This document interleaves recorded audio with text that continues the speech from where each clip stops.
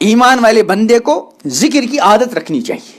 نماز بھی ذکر ہے، تلاوت بھی، سب ذکر، لیکن محض ذکر کے لیے بندے کو روزانہ آدھا گھنٹہ، 20 منٹ، 50 منٹ، جتنا بھی ہو سکے. ہمارے بزرگ، ایک بزرگ کے بارے میں آتا ہے ہمارے اکابرین میں سے، اس سے پوچھا گیا بھائی حضرت آپ اب ذکر اسم ذات کتنا کرتے؟ ذکر اسم ذات کا مطلب اللہ اللہ اللہ، اسم ذات ہے نا اللہ، نہ اللہ، باقی صفاتی نام ہے اور لفظ اللہ ذاتی نام ہے. تو اللہ اللہ کو صوفیہ کی اصطلاح میں ذکر اسم ذات کہتے ہیں. کہ ذکر اسم ذات کتنا کرتے ہیں آپ حضرت؟ فرمایا بھائی اب زیادہ نہیں ہوتا، بس 24 گھنٹے میں 1.25 لاکھ مرتبہ. اب جو اللہ کا بندہ 24 گھنٹے میں پابندی کے ساتھ روزانہ 1.25 لاکھ مرتبہ اللہ کا ذکر نام لے، پھر ان کا نام لینا ہماری طرح غفلت والا تو ہوگا نہیں. کہ کسی نے کہا بر زباں تسبیح در دل گاؤ کھر این چنی تسبیح کا ادارت اثر. کہ زبان پر تو تسبیح ہے، اللہ کا نام ہے، اور دل میں پتہ نہیں کیا کیا چیزیں بسی ہیں. فرمایا این چنی تسبیح کا ادارت اثر، کہ یہ تسبیح جہاں زبان پہ تو اللہ کا نام اور دل کہیں اور، یہ کہاں رکھے گا اثر؟ لیکن حکیم الامت حضرت تھانوی رحمۃ اللہ فرماتے ہیں کہ نہیں، میں اس میں ترمیم کرتا ہوں. کیا فرمایا؟ بر زباں تسبیح در دل گاؤ کھر این چنی تسبیح ہم دارد اثر. کہ زبان پر اللہ کا نام ہے اور دل مختلف چیزوں میں بکھرا ہوا ہے، یہ تسبیح بھی کچھ نہ کچھ اثر رکھے گی. اگر بندہ شروع میں نام لیتا رہے، جی لگے دل کہیں ادھر جا رہا ہے کہیں ادھر جا رہا ہے، لیکن زبان پر بہرحال اللہ کا نام جاری ہے، تو حکیم الامت نے اس میں ترمیم کی. انہوں نے تو فرمایا این چنی کئی تسبیح کا ادارہ اثر. اس تسبیح سے کیا فائدہ، کیا اثر رکھے گی؟ حضرت تھانوی نے کیا فرمایا؟ این چنی تسبیح ہم دارد اثر، کہ اس جیسی تسبیح بہرحال کچھ نہ کچھ اپنا اثر رکھے گی. تو اس لیے تو ایک تو تھوڑا بہت وقت آدمی روزانہ پابندی کے ساتھ نکالے اور تنہائی میں بیٹھے، میں ہوں اور میرا اللہ ہے. اس کو ضروری سمجھے. 15 منٹ ہو، 20 منٹ ہو یا اس سے کم ہو، لیکن ہو پابندی. اس لیے ایک موقع پہ آپ نے فرمایا کہ اللہ تعالیٰ کو پسندیدہ عمل کون سا؟ فرمایا ما دیم علیہ و ان قل، کہ اللہ کے یہاں پسندیدہ عمل وہ ہے جس پر مداومت ہو، پابندی ہو، ہمیشگی ہو. و ان قل، اگرچہ تھوڑا ہو. ایک بندہ پابندی سے ہمیشہ سے 2 رکعت تہجد پڑھتا ہے، لیکن ناگا کبھی کرتا نہیں، اور دوسرا کبھی تو 2/3 رات جاگتا ہے لیکن کبھی پوری رات سوتا ہے.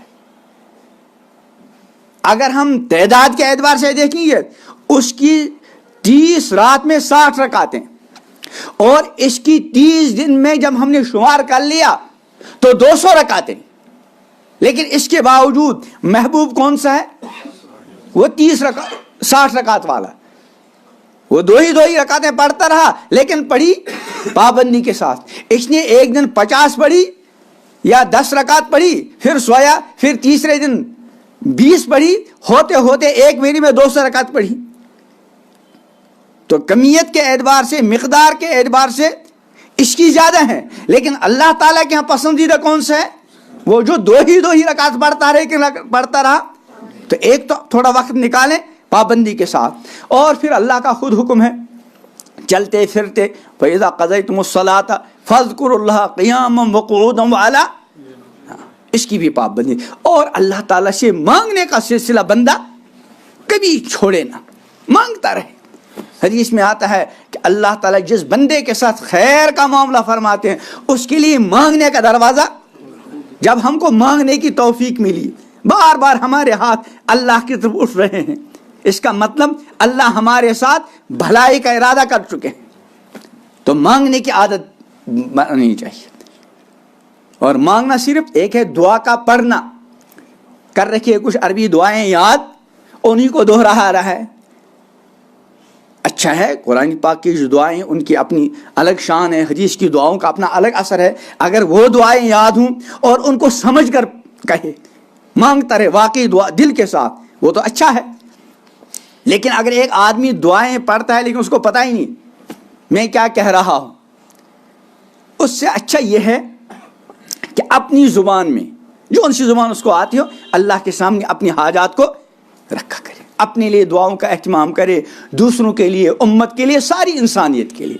اور آج کل کے ماحول میں دعاؤں کا بہت زیادہ اہتمام کرنے کی ضرورت ہے۔ حدیث میں ہے اگر کوئی مسلمان بیچارہ مغرب میں پریشان ہے، مشرق میں رہنے والے کو اس پریشانی کو اپنے اندر محسوس کر لینا چاہیے۔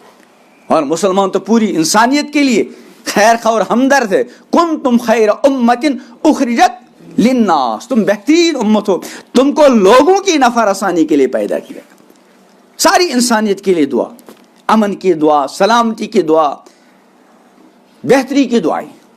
بہرحال یہ منتشر باتیں جو اس وقت اللہ پاک نے آپ کی برکت سے ذہن میں ڈال دی اور آپ کے سامنے عرض کی، اللہ تعالیٰ اس میں جو کوتاہیاں ہوئیں اللہ تعالیٰ معاف فرمائیں، اور جو کچھ اللہ پاک کے توفیق سے فائدے کی بات کہی گئی اللہ تعالیٰ مجھے بھی اس پر عمل کی توفیق عطا فرمائیں، آپ حضرات کو بھی۔